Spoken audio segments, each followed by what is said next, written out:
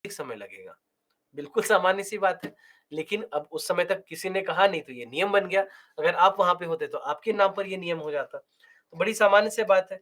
जैसे मान लीजिए कि अगर हम बुध की बात करें, तो बुध को एक परिक्रमा पूरा करने में 88 दिन लगते हैं, क्योंकि बहुत निकट है ना? सूर्य से बिल्कुल नज़दीक है।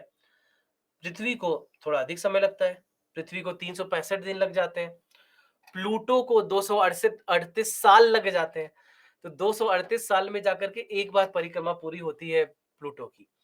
और पृथ्वी की आप हम सब जानते हैं कि 365 दिनों में हो जाता है और बुध ग्रह की तो केवल 88 दिनों में परिक्रमा पूरी हो जाती है।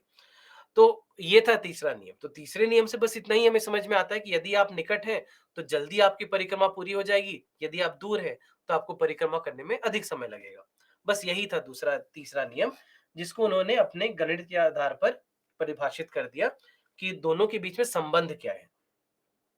यानी कि कि अक्ष के आकार और गति की अवधि, यानी कक्षा की अवधि, इन दोनों के बीच में क्या संबंध है, उसको उन्होंने यहाँ पर परिभाषित कर दिया। तो इस तरह से ये 3 नियम उन्होंने दिए। तो पहला नियम क्या था कि बस कुछ नहीं, ये दीर्घवृत्तीय कक्षा होती है, ये पहला नियम था।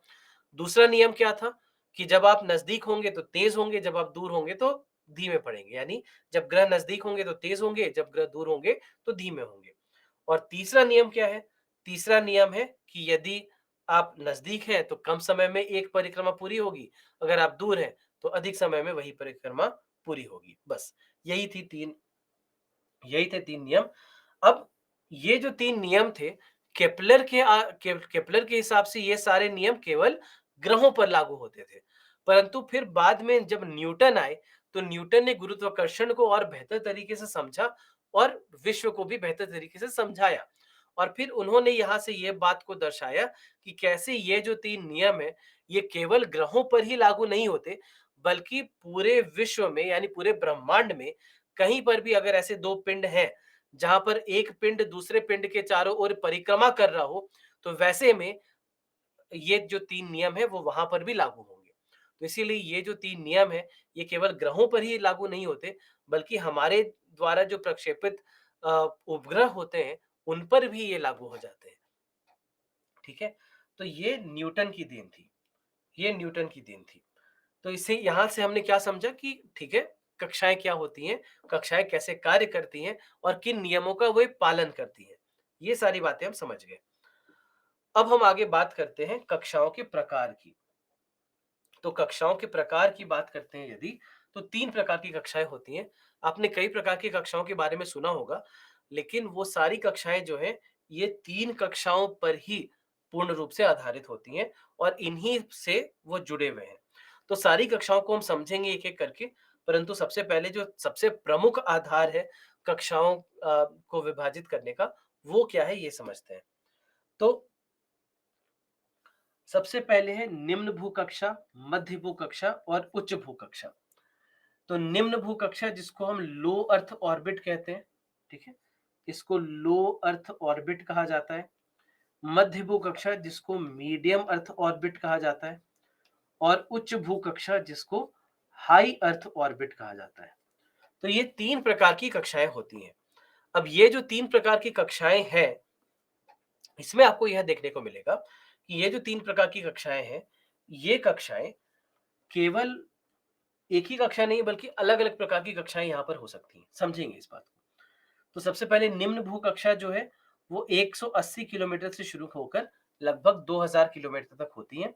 फिर मिड अर्थ ऑर्बिट यानी मध्य भू कक्षा 2000 किलोमीटर से शुरू होकर 35,786 किलोमीटर तक ये होती हैं। और उसके बाद हाई अर्थ ऑर्बिट जो है, वो 35,786 किलोमीटर से ऊपर होती है। अब ये इतना सटीक अंक हम क्यों यूज़ कर रहे हैं? 35,786 पै 35,000 क्यों नहीं, 36,000 क्यों नहीं, 35,786 क्यों? किसी को पता है ये बात कि क्यों 35,786 पर उच्च भू कक्षा होती है?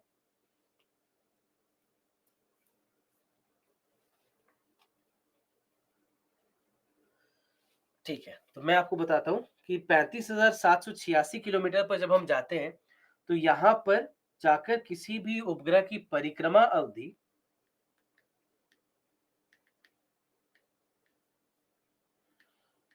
यहाँ पर जाकर परिक्रमा अवधि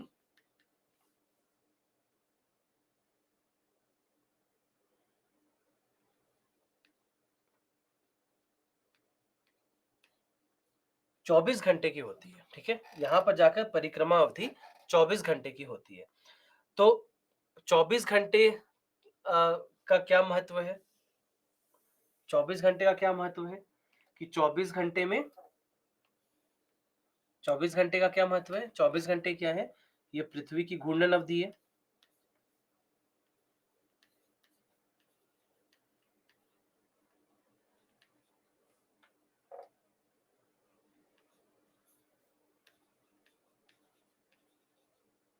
है ना?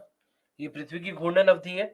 तो क्योंकि पृथ्वी की यह घूर्णन अवधि है, तो इसीलिए हमने जब परिक्रमा अवधि जब 24 घंटे की होगी, तो क्या होगा कि जैसे-जैसे पृथ्वी का घूर्णन हो रहा है, वैसे-वैसे ही ये उपग्रह साथ-साथ पृथ्वी के चलते चला जा रहा है ना? जैसे-जैसे पृथ्वी का घूर्णन हुआ, वैसे-वैसे साथ-साथ ये उपग्रह भी चलता चला गया। तो वैसे में क्या हुआ कि किसी एक बिंदु के आधार पर यदि हम देखेंगे, तो इस बिंदु के आधार पर हमेशा ये उपग्रह हमें स्थैतिक नज़र आएगा। एक जगह पर रुका हुआ नज़र आएगा, बिल्कुल एक तारे की तरह, बिल्कुल एक जगह पर रुका हुआ नज़र आएगा। क्योंकि जैसे-जैसे पृथ्वी घूम रही है, वैसे-वैसे ये बिंदु भी साथ-साथ घूम रहा है, ठीक है? तो इसलिए हमने देखा कि ये परिक्रमा अवधि 24 घंटे की रखना जब हम चाहते हैं, तो उसके हिसाब से ये ऊँचाई तय की गई है, ठीक है? ये ऊँचाई उसके हिसाब से तय की गई है। ये 3 प्रकार के कक्षाएँ हो जाती हैं। अब जब भी हम कक्षाओं की बात करते हैं, तो कक्षाओं का निर्धारण करने के लिए 3 प्रमुख कारण होते हैं। 3 प्रमुख कारक होते हैं जिनके आधार पर 3 प्रमुख कारक हैं जिनके आधार पर हम किसी भी कक्षा का निर्धारण करते हैं। पहला जो है कारक वो है ऊंचाई। पहला कारक है ऊंचाई। अब ऊंचाई का तात्पर्य क्या है, ऊंचाई का महत्व क्या है, इसको भी समझिए। आपसे मैं एक प्रश्न पूछता हूं। ये है हमारी पृथ्वी। मान लीजिए कि दो बिंदु है, ये दोनों ए और बी, ठीक है? मान लिया कि ये दोनों बिंदु हैं ए और बी। अगर मैं आपसे पूछूं कि यदि मुझे पृथ्वी का चित्र लेना हो,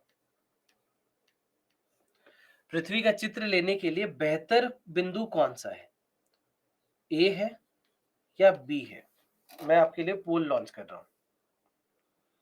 पृथ्वी का चित्र लेने के लिए ज्यादा बेहतर बिंदु ए है या बी है?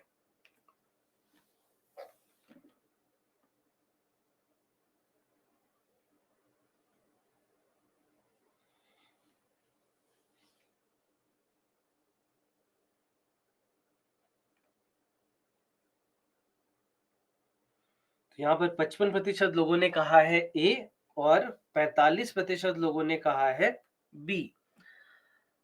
अच्छा, आपने जो भी उत्तर सोचा, ये किस आधार पर सोचा, ये बताएंगे? कि अगर ए आपने सोचा तो ए क्यों सोचा, और अगर आपने बी सोचा तो बी क्यों सोचा? ये बताइए मुझे।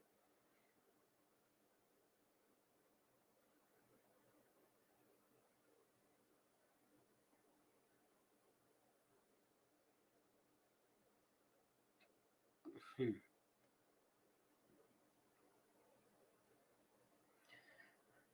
चलिए, तो कई लोगों ने कई सारे उत्तर दे दिए हैं। तो देखिए, बात यह है कि इसका सही उत्तर होगा ए। सही उत्तर होगा ए। अब मैं बता देता हूं क्यों। कई लोगों ने जो जिन्होंने बी लिखा है, बी लिखने का आपका मैं कारण समझ रहा हूं, और आपने सोचने का तरीका आपका गलत नहीं है।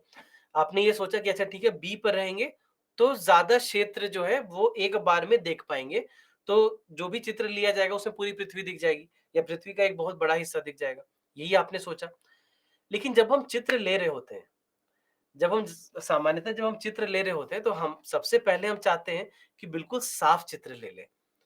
यानी मान लीजिए कि अगर आप किसी की तस्वीर लेते हैं, तो आप कोशिश करते हैं कि उनके थोड़े नज़दीक रहें, ताकि उनकी एक एचडी पिक्चर आप ले सकें, है ना?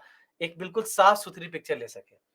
तो साफ-सुथरी पिक्चर यदि आपको लेनी होगी, तो उसके लिए आपको बिल्कुल उनके निकट रहना होगा।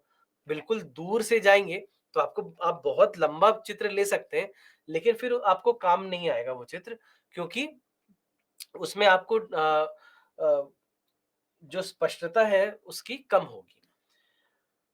अब ये स्पष्टता क्यों महत्वपूर्ण है, ये समझिए कि हम पृथ्वी का चित्र आखिर कब लेते हैं? जब हमें मौसम का पूर्वानुमान लगाना हो, तो हम चित्र पृथ्वी के निकट रह के देखना चाहते हैं कि क्या हो रहा है। या फिर मान लीजिए कि खेती से संबंधित कुछ है, तो हम बिल्कुल निकट रहना चाहते हैं। आपदा प्रबंधन से संबंधित कुछ है, तो हम बिल्कुल निकट रहना चाहते हैं। क्योंकि यदि मान लीजिए कि आपदा प्रबंधन संबंधी अगर आपको कुछ सूचना प्रदान करनी होगी, तो उसके लिए सबसे पहले आपको बिल्कुल स्पष्ट रूप से पता होना चाहिए कि वहाँ पर क्या हो रहा है। मान लीजिए कि बाढ़ग्रस्त कोई क्षेत्र है, तो उस बाढ़ग्रस्त क्षेत्र का अगर हमें एक अच्छा चित्र उपग्रहों के माध्यम से प्राप्त हो जाए, तो उसके आधार पर सरकार आगे के कदम सोच सकती है ना? आगे के कदमों को सरकार अच्छे तरीके से सोच सकती है उस उपग्रह के चित्र के आधार पर। परंतु यही उपग्रह का चित्र यदि बहुत दूर से लिया गया, तो फिर ये चित्र हमारे लिए काफ़ी महत्वपूर्ण या उपयोगी नहीं रह जाएगा।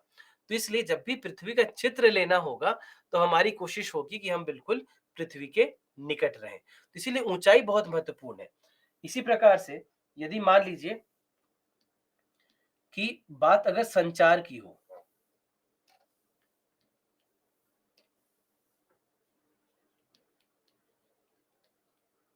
बात अगर संचार की हो, तो संचार अगर मेरा कार्य संचार है, तो फिर मुझे ए पे रहना चाहिए या बी पे रहना चाहिए?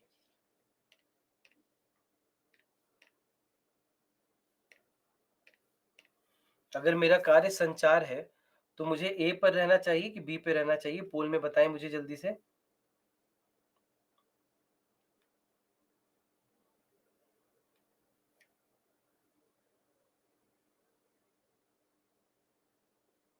तो यहाँ पर 62% लोगों ने कहा है बी और 38% लोगों ने कहा है ए। अब ये मुझे बताइए, जिन्होंने सोचा ए, आपने ए क्यों सोचा? और जिन्होंने सोचा बी, आपने बी क्यों सोचा? और साथ-साथ वो लिखिए कि ए क्यों या बी क्यों? क्योंकि मुझे नहीं समझ में आता कि आपने ए उत्तर दिया था या बी उत्तर दिया था। तो आप उस हिसाब से लिखिए कि ए क्यों या बी क्यों?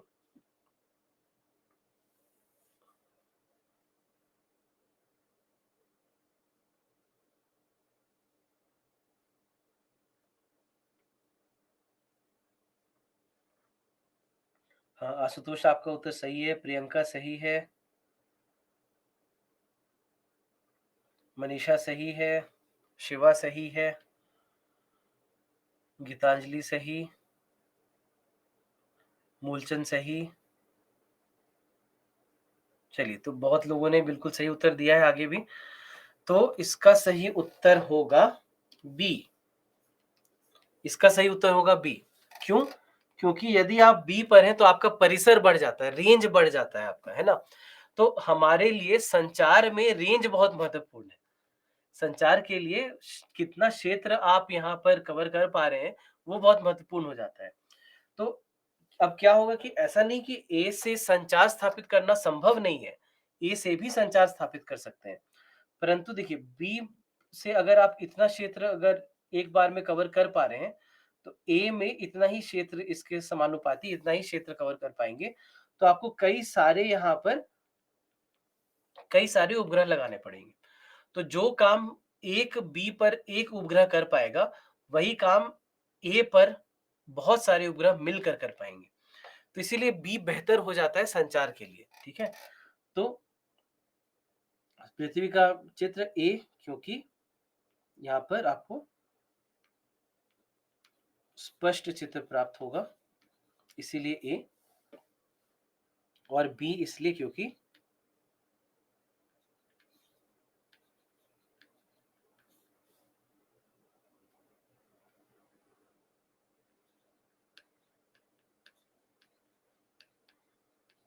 बी पर आकर परिसर बढ़ जाता है, यानी रेंज बढ़ जाता है ना? तो इस प्रकार से इसीलिए समझिए, तो इसीलिए ऊंचाई बहुत महत्वपूर्ण कारक हो जाता है, क्योंकि जो भी हमारा कार्य होगा उसके हिसाब से ही ऊंचाई को हम परिभाषित करते हैं किसी भी उपग्रह के लिए। अब यहाँ पर दूसरा कारक है उत्केंद्रता। उत्केंद्रता से आकृति निर्धारित होती है। उत्केंद्रता जो है ना, याद रखेंगे कि उत्केंद्रता जो है ये 0 से 1 के बीच में होती है। उत्केंद्रता 0 से 1 के बीच में है, और जब भी उत्केंद्रता जब 0 हो तो ये बिल्कुल गोलाकार हो जाता है, ठीक है। और यदि ये 1 के निकट हो, देखिए 1 कभी भी नहीं होगा, 0.99999999 हो सकता है, लेकिन 1 नहीं होगा। 1 पर होते ही ये जो आकृति है, ये आकृति बदल जाती है। इसीलिए 0.999999 हो सकता है, लेकिन उसके ऊपर नहीं, ठीक है? ये इसीलिए याद रखेंगे कि 1 पर आते ही वो परवलय यानी कि पैराबोला बन जाता है, ठीक है? तो इसीलिए जब 0 होगा तो गोल, और उसके धीरे-धीरे क्या होगा कि जैसे-जैसे आप उसको अ, जैसे-जैसे उसकी उत्केंद्रता बढ़ाते जाएँगे, वो बिल्कुल लंबा-सा दीर्घवृत्त बनता चला जाएगा। तो जैसा कि आप यहाँ भी देख सकते हैं कि जब ई 0 था, तो ये गोल है, उसके बाद धीरे-धीरे ये जो है बिल्कुल लंबा होता चला जा रहा है। तो अब आकृति भी महत्वपूर्ण हो जाती है, कैसे महत्वपूर्ण होती है आगे हम समझेंगे इस बात को भी। और तीसरा है झुकाव। झुकाव के आधार पर 2 प्रकार की कक्षाएँ होती हैं, कि या तो ये ध्रुवीय कक्षाएँ हो जाएँगी, और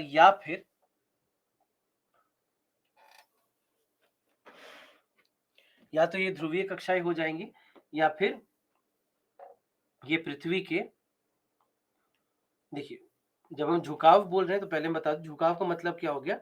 झुकाव का मतलब ये हो गया कि पृथ्वी की जो भूमध्य रेखा है, इससे कितना कोण बन रहा है, ठीक है। इससे कितना कोण बन रहा है, इसको हम लोग इसका झुकाव कहेंगे, है ना। इससे बनने वाला जो कोण है,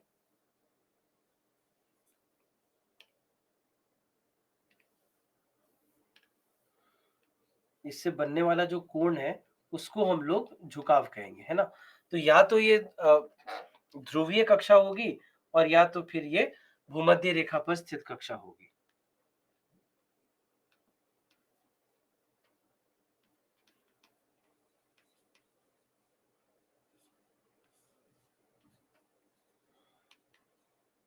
तो ये इस बात पर निर्भर करता है कि झुकाव कितना है, और फिर हम क्या देखते हैं कि अनुप्रयोग के हिसाब से ही झुकाव को भी रखा जाता है। तो कैसे कैसे रखा जाता है, इसको हम लोग आगे समझेंगे। तो इस प्रकार से हम देखते हैं कि ये जो 3 कारक हैं, ये 3 कारक निर्धारण करते हैं कि किस प्रकार की कक्षा होगी। अब कक्षा जो होगी वो किसी अनुप्रयोग के आधार पर होगी। तो अनुप्रयोग क्या-क्या हो सकते हैं? भू अवलोकन एक हो सकता है, नौवहन हो सकता है, संचार हो सकता है, या फिर अंतरिक्ष अन्वेषण हो सकता है। तो ये अलग-अलग प्रकार के उपग्रह के अनुप्रयोग हो जाते हैं, और उसके आधार पर हमें देखने को मिलता है कि ये सारे अलग-अलग प्रकार के उपग्रह हैं। तो संचार उपग्रह, भू अवलोकन उपग्रह, नौवहन उपग्रह, अंतरिक्ष विज्ञान, प्रयोगात्मक लघु उपग्रह, या फिर शैक्षणिक संस्थान यानी या फिर विश्वविद्यालय उपग्रह।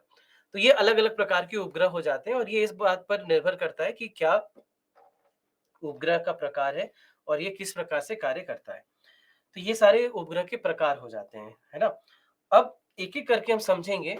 अब देखिए यहाँ पर बहुत महत्वपूर्ण है कि हम ये इस बात को समझें कि कोई भी कक्षा किसी अनुप्रयोग से किस तरह से किस प्रकार से संबंधित है, और वह अनुप्रयोग किसी उपग्रह से कैसे संबंधित है, ठीक है? तो कक्षा,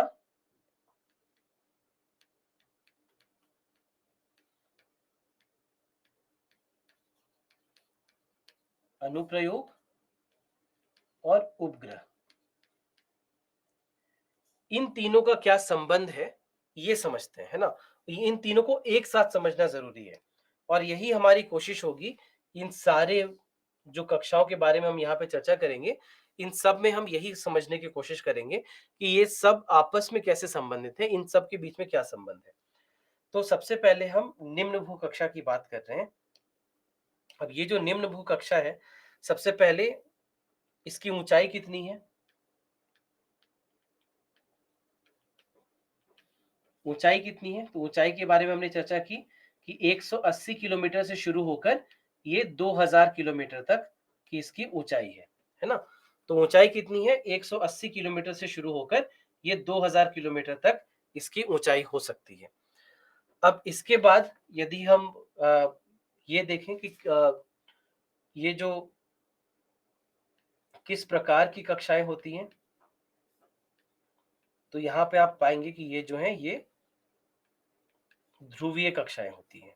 ठीक है, ये ध्रुवीय कक्षाएं होती हैं। उसके बाद इनके अनुप्रयोग क्या होते हैं?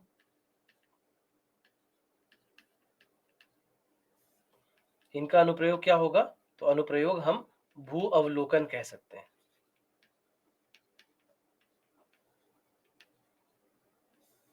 भू अवलोकन कह सकते हैं क्योंकि पृथ्वी का चित्र यहीं से ले रहे हैं हम लोग, बिल्कुल नजदीक रहकर पृथ्वी का चित्र लेने की कोशिश है हमारी। उसके बाद फिर परिक्रमा अवधि कितनी है?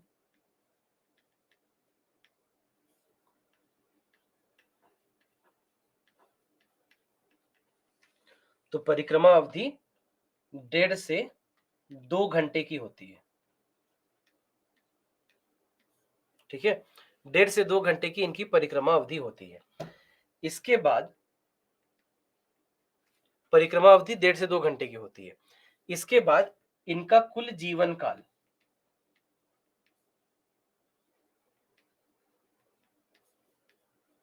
सामान्यतः देखा जाता है कि 2 से 5 वर्षों का यह होता है।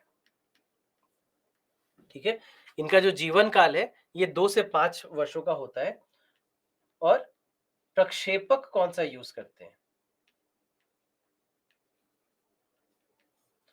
तो यहां पर आप पाएंगे कि यहां पर हम पीएसएलवी प्रक्षेपक का उपयोग करते हैं। तो प्रक्षेपक याद रखेंगे कौन सा प्रक्षेपक है? तो पीएसएलवी है। और अंत में एक बात और याद रखेंगे कि यहां पर हल्के उपग्रह का प्रक्षेपण किया जाता है।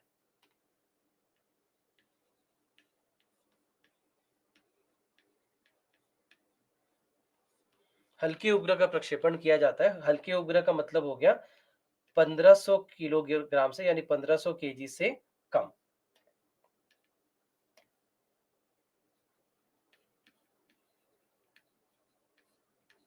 ठीक है, 1500 केजी से कम।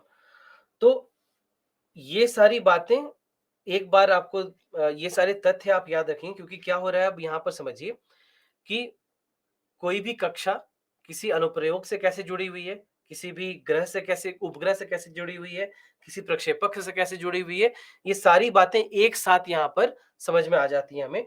तो जब हम कहते हैं कि ध्रुवीय कक्षा है, तो ध्रुवीय कक्षा का मतलब क्या हुआ कि पृथ्वी का जो अक्ष है जो कि इस प्रकार का है, तो ये जो उत्तर और दक्षिण ध्रुव है, तो ध्रुवीय कक्षा का होने का मतलब क्या हुआ कि इस प्रकार से इसका घूर्णन हो रहा है। इसकी परिक्रमा जो है वो इस प्रकार से हो रही है, तो इसीलिए इसको ध्रुवीय कक्षा हम कह रहे हैं। तो निम्न भू कक्षा जो है वो ध्रुवीय कक्षा होती है। अब यहाँ पर एक और कक्षा देखने को आपको मिल रहा है, वो है सूर्य तुल्य काली कक्षा। तो ध्रुवीय कक्षा को हम कहते हैं पोलर ऑर्बिट, इसको कहते हैं पोलर ऑर्बिट, और इसको कहते हैं सन सिंक्रोनस ऑर्बिट।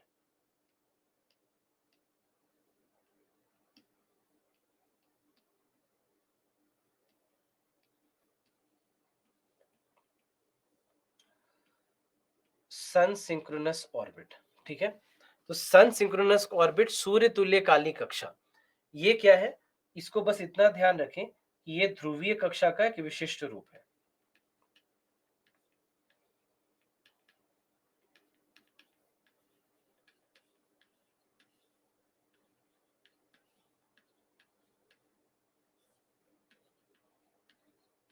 ठीक है, ये ध्रुवीय कक्षा का एक विशिष्ट रूप है जिसको हम लोग सूर्य तुल्य काली कक्षा कहते हैं। तो अब ये जो ध्रुवीय कक्षा का विशिष्ट रूप कहने का अर्थ क्या होता है, इस बात को समझते हैं। यहां पर एक ऐसी कक्षा होती है, ये जो सूर्य तुल्य काली है, तो सूर्य तुल्य काली क्यों है? क्योंकि सूर्य से तुलना कर रहे हैं हम लोग। तो सूर्य से तुलना किस प्रकार से कर रहे हैं कि सूर्य की जो स्थिति होती है, ये सूर्य की स्थिति के हिसाब से ही इसकी परिक्रमा होती है। कहने का अर्थ ये हुआ कि यदि किसी स्थान के ऊपर से गुजर रहा हूँ, मान लीजिए कि दिल्ली के ऊपर से सुबह 10 बजे ये गुजरे, तो हर दिन दिल्ली के ऊपर से सुबह 10 बजे ही गुजरेगा। तो आज अगर सुबह 10 बजे गुजरे, तो कल फिर सुबह 10 बजे, परसों फिर सुबह 10 बजे, फिर सुबह 10 बजे। अब यहाँ पर एक प्रश्न है मेरे लिए, मेरे पास, कि मैं आपको ये कह रहा हूँ कि इनकी जो परिक्रमा अवधि है, ये 1.5 से 2 घंटे में पूरी हो जाती है। 1.5 से 2 घंटे में अगर परिक्रमा अवधि पूरी हो रही है, तो ऐसा क्यों हो रहा है कि दिल्ली के ऊपर से केवल एक ही बार ये गुजर रहा है? तब तो 1.5 घंटे में एक बार दिल्ली के ऊपर से गुजर जाना चाहिए था। ऐसा क्यों है कि दिल्ली के ऊपर से एक ही बार गुजर रहा है 24 घंटे में? इस बात को आप सोच करके बताएं।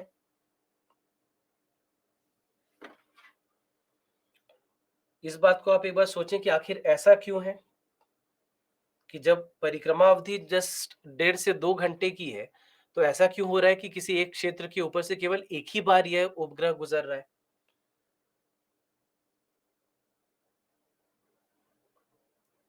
चलिए, रवि बिल्कुल सही आपने उत्तर दिया।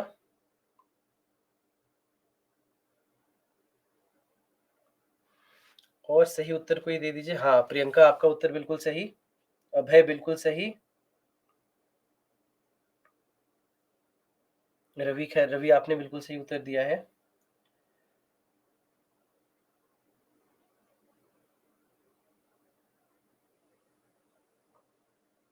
दीपक बिल्कुल सही। शिवा सही। दिनेश सही। फैजान सही। हाँ, चलिए, तो कई लोगों ने सही उत्तर दे दिया है यहाँ पर। तो आपको ये बात ध्यान रखना है कि पृथ्वी का भी तो घूर्णन हो रहा है। तो 1.5 घंटे में ये वापस तो आ जाएगा उसी स्थान पर तब तक पृथ्वी का घूर्णन हो चुका होगा। अब पृथ्वी का घूर्णन हो चुका होगा तो आप वापस उसी अक्षांश पर तो आ जाएंगे, परंतु उसी देशांतर पर नहीं आएंगे, यानी उसी लैटिट्यूड पर वापस आ जाएंगे, उसी लॉन्गिट्यूड पर वापस नहीं आएंगे, है ना? क्योंकि पृथ्वी का घूर्णन हो रहा है। तो आप जब तक एक आपने परिक्रमा पूरी की, तब तक पृथ्वी घूम गई और दिल्ली यहां से यहां चला गया। तो इस प्रकार से इसको बिल्कुल सूर्य तुल्य काली कक्षा को बिल्कुल इस तरह से डिजाइन किया जाता है कि किसी एक क्षेत्र के ऊपर से दिन में केवल एक बार गुजरे। ठीक है? तो किसी क्षेत्र के ऊपर से एक दिन में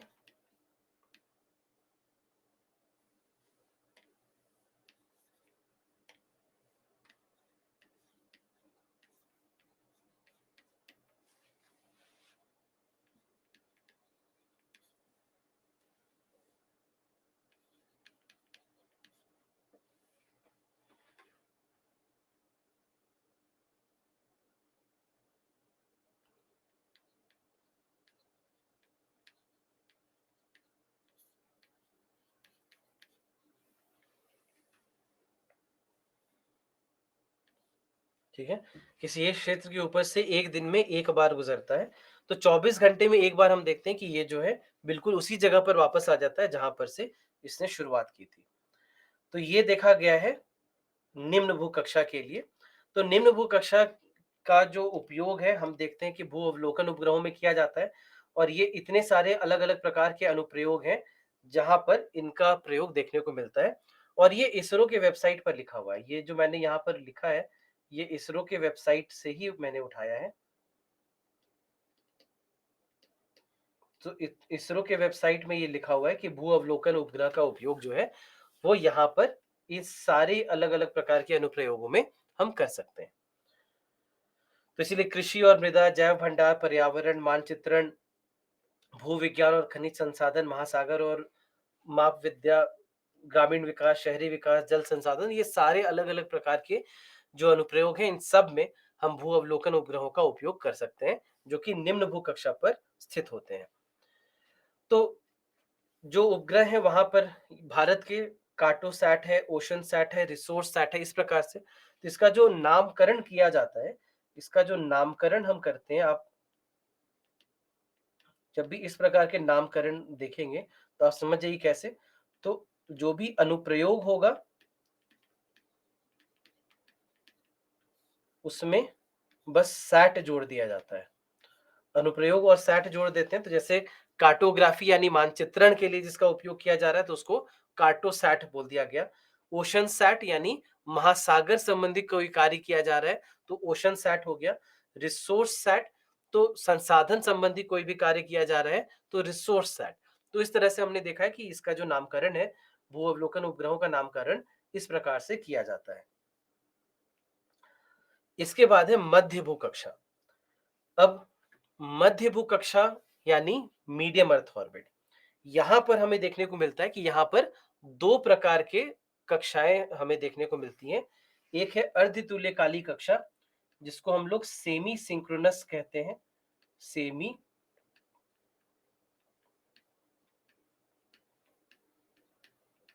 सेमी सिंक्रोनस ऑर्बिट कहा जाता है इसको। और दूसरा है मौलनिया कक्षा।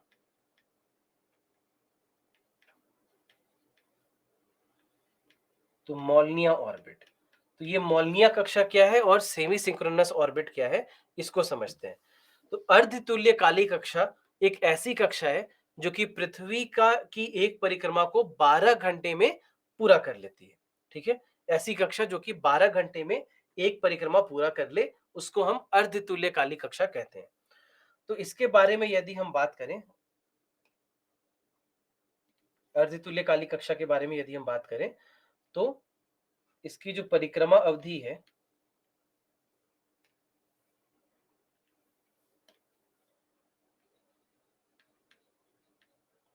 इसकी जो परिक्रमा अवधि है ये 12 घंटे की होती है। इसकी ऊंचाई इसकी ऊंचाई 20,200 किलोमीटर पर है।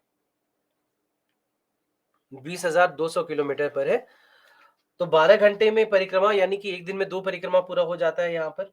और अर्धतुल्यकाली कक्षा का सबसे बड़ा महत्व ये है कि ये जीपीएस में उपयोगी है। तो हमने देखा है कि जीपीएस जो है वो अर्धतुल्यकाली कक्षा का उपयोग करता है। तो अर्धतुल्यकाली कक्षा जो है यहाँ पर हम देखते हैं कि सामान्यतः जो बाकी, तो इस तरह से कह सकते हैं आप कि नौवहन के लिए इसका उपयोग किया जा रहा है। अब इसके अलावा दूसरी जो कक्षा है वो है मौलनिया कक्षा। अब मौलनिया कक्षा बड़ी अजीब सी कक्षा है। ये एक ऐसी कक्षा है जिसका निर्माण, जिसका विकास रूस ने किया था। इसका एक प्रकार से आप कह सकते हैं कि इसका आविष्कार रूस ने किया। ठीक है, तो मौलनिया कक्षा जो है ये क्या है, ये है रूस द्वारा निर्मित।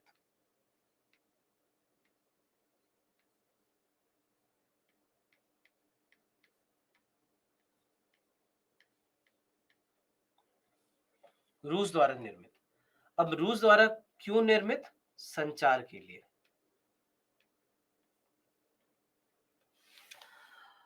अब एक बड़ी रोचक बात है यहाँ पर, आप समझिए कि यहाँ पे हुआ क्या और इसकी आवश्यकता क्यों पड़ी।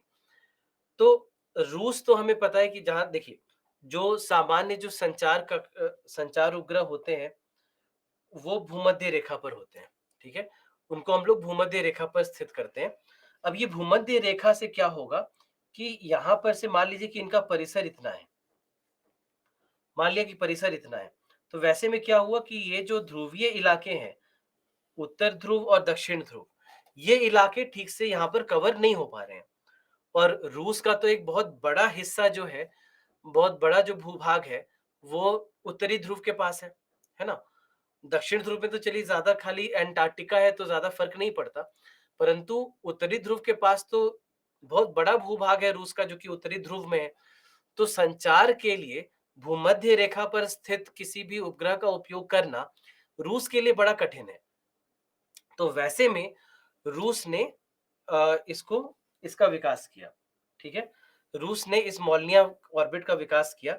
अब ये मौलनिया ऑर्बिट को आप देखिए, आपको ये दिखेगा सबसे पहले कि इसकी उत्केंद्रता बहुत अधिक है ना।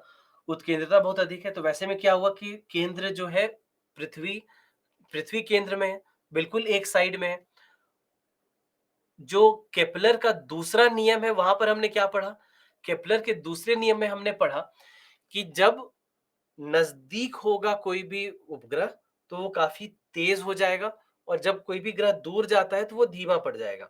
यही यहाँ पर भी होगा कि जब ये उत्तर गोलार्ध में है, तो उत्तरी गोलार्ध में जब है तो ये धीमा हो गया क्योंकि पृथ्वी से दूर है, और दक्षिणी गोलार्ध में आते ही ये काफी तेज हो जाएगा क्योंकि ये पृथ्वी के बिल्कुल निकट है।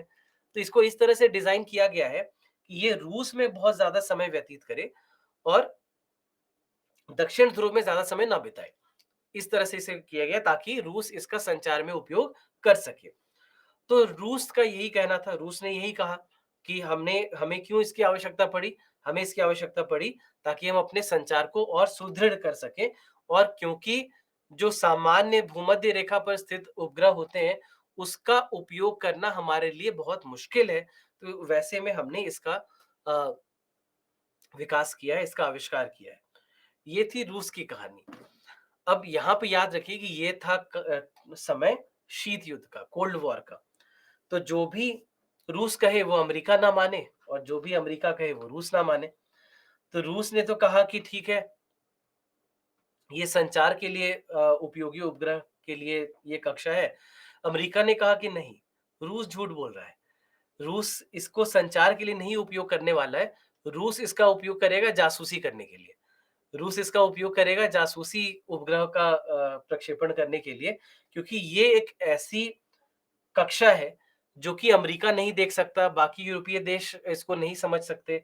तो वहां पर अगर कोई एक उपग्रह होगा भी, तो वह उपग्रह को कोई देख नहीं पाएगा, और वह उपग्रह बड़े आराम से जासूसी कर सकता है।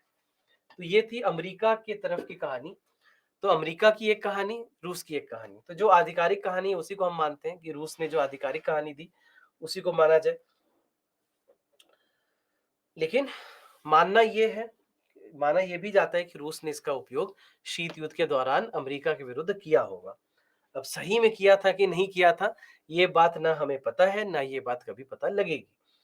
तो इसीलिए ये रूस द्वारा निर्मित है, इसीलिए ध्यान रखेंगे। और रूस ने क्यों इसका निर्माण किया, ये भी मैं यहाँ पे लिख देता हूँ। रूस द्वारा निर्मित क्यों है?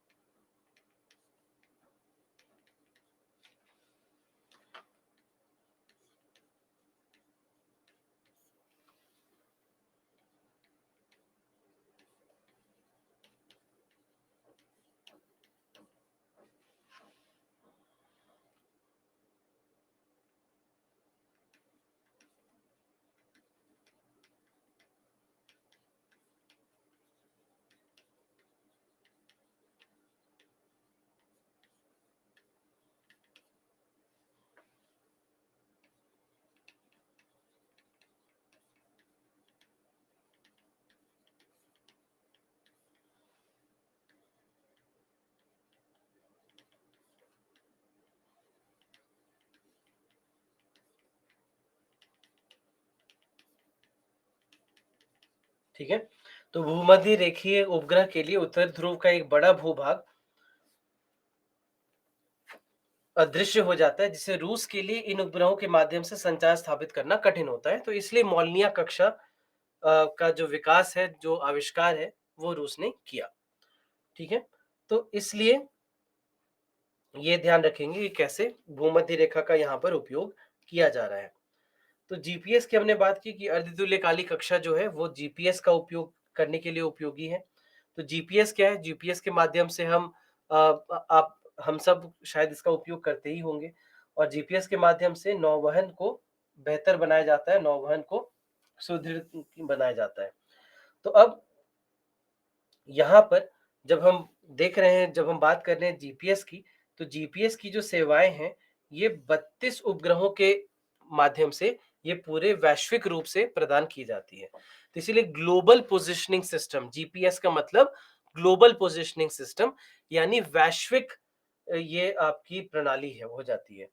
तो क्योंकि अब इससे हमें क्या देखने को मिलता है कि इसकी जो अवसंरचना है पूरे विश्व को प्राप्त है और पूरे विश्व में नौवहन की जो सुविधा है वो इसके माध्यम से प्रदान की जाती है। तो लगभग 20,200 किलोमीटर की ऊंचाई पर यह स्थित होता है। अब जहां तक हम बात कर रहे हैं इनकी, तो यहाँ पर एक और आपके लिए बहुत महत्वपूर्ण है कि इसके बारे में ध्यान रखें कि कैसे इसका उपयोग किया जाता है। और यहाँ पर एक अवधारणा है जिसको समझना ज़रूरी है कि ये अवधारणा क्या है, और ये अवधारणा है ट्रायंगुलेशन। तो ट्रायंगुलेशन यानी त्रिभुजन भी कह सकते हैं इसको अगर हम चाहें।